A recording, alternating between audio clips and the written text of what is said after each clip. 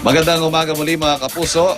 Maayos naman po tayo nakarating dito sa Sitio San Roque sa kahabaan ng Agham Road kung saan may ikinakasangang kilos protesta ang mga residente rito para labanan ang nakaambang demolition laban sa kanila. At kasama nga natin ngayong umaga si Nanay Inday Bagasbas, ang National Vice Chair ng Kadamay. Magandang umaga po, Aling Inday. Magandang umaga po sa inyo. Ano po yung balak nating gawin ngayon? Ano yung mga nakalatag na mga kilos protesta natin ngayong araw na to? Meron po kaming pagkilos protesta. Punta po kami ng City Hall mamaya po ng alas 10:30 dahil po yung gusto naming makipagdialogo kay Mayor Bistek dahil siya naman po ang nagsabi noon na bago mag-demolish, meron mo ng dialogong magaganap. Pero hanggang ngayon po wala pang naikakasa kaya kami na po yung tutungo papunta sa City Hall para alamin kung ano na po yung kanyang plano. Aling Inday, mga kapuso, yung sinasabi po ni Aling Inday, nagharap po sila ni Mayor Bistek sa unang hirit sa talakayan with Igan.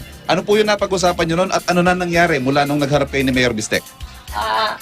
Wala po kaming alam kung ano po kasi tuloy-tuloy po yung voluntary.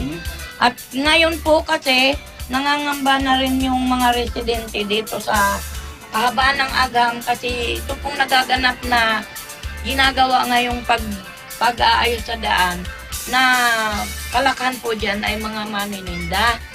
At yun po ang pinangangambahan din po nung may mga may-ari ng tubig baka daw po ay masira lamang.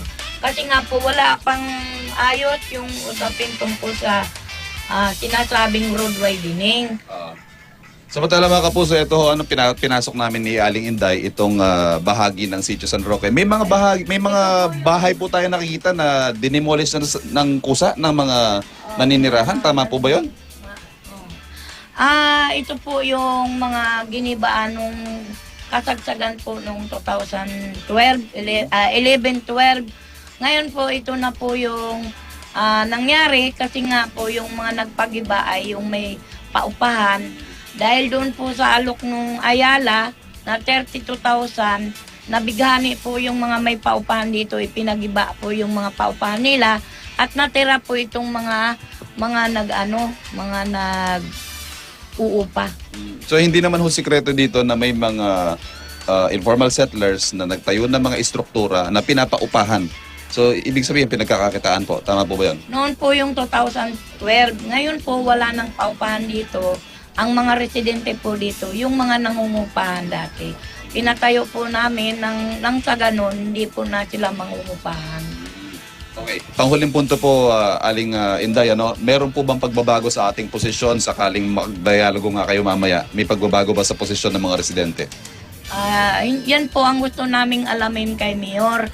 Kasi mula po kaming nagkaharap noong isang linggo, ay hindi po namin alam o ano yung kanyang gustong idayalogo sa amin. Iniintay na po namin siya, ngunit parang hindi po talaga niya ito ibinababa kung may dialogo ba dito sa residente o doon sa City Hall. Pero nanay, wala naman pong mangyayaring pagbarikada dito at wala namang sisiklab na karahasan dito.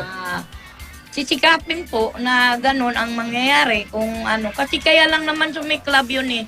Yung GP po ng Masambong Dos ay siya po yung unang may kagagawan sa karahasan na yun.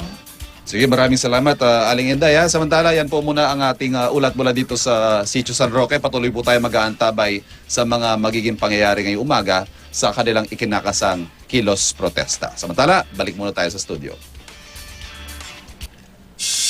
Salamat, Ivan.